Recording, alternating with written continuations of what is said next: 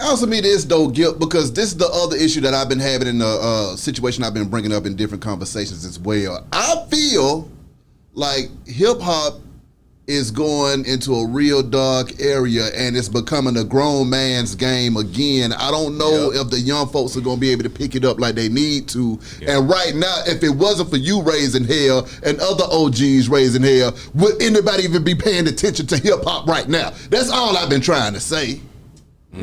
How do you feel about it? I just feel like, man, you can't stop what is. Yeah. It's just like one day Jordan had to get off the court, man. It's gonna come everybody today. But at the same time, too, the music industry needs older artists right now, because right now where they set it at, this drill shit, they dying. All the kids dying. And the whole generation killed off because of the music.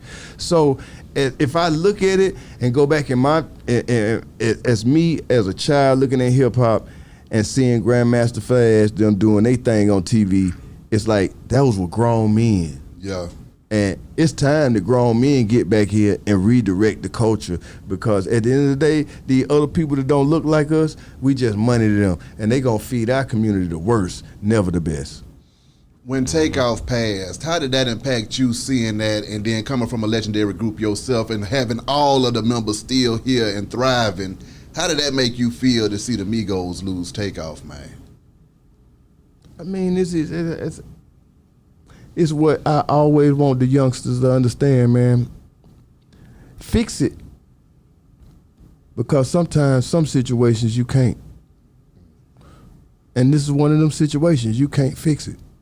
And I know that the ones that's left, it's just bitter feelings of, damn, we should have fixed this shit because we could have, you know what I mean? So, I just look at all groups like that, man, like, fix the problem, bro, because you gotta think about it. Groups are so special in this time. Yeah. If you can get it off and people can accept you, hey man, you have really, really beat the odds. So, hey man, think about how special your situation is, and I swear, man, save it before you can't save it. Because once you can't save it, hey bro, now you're gonna get treated like every other artist that you thought, oh man, they fell off. You gotta go through them times. So you gotta reevaluate, reinvent, and figure out if you even want to stay in this game after something like that happens. So, I just know that you can't fix death.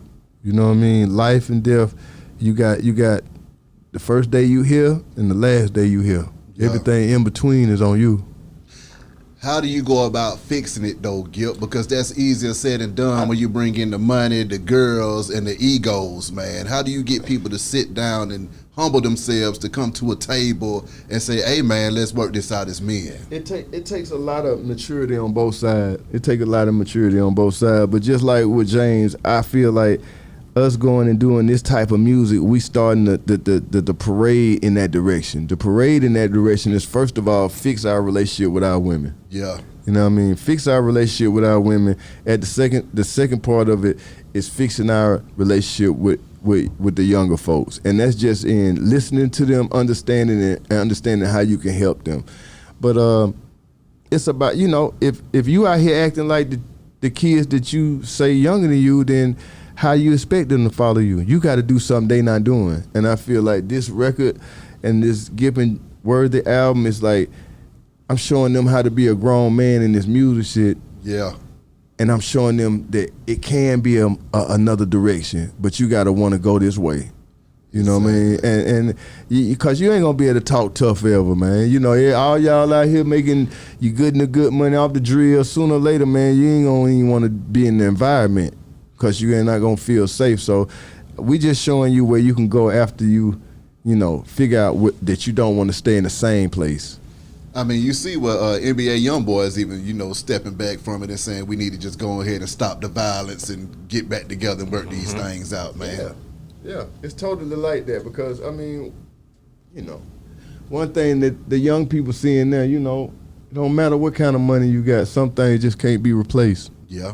And when you ignore good things that's in your life, you could be worth all the money in the world, but still be sad that you didn't take time for that one situation. Exactly. So that's all. Just reminding people how short and how fast and how special life really is.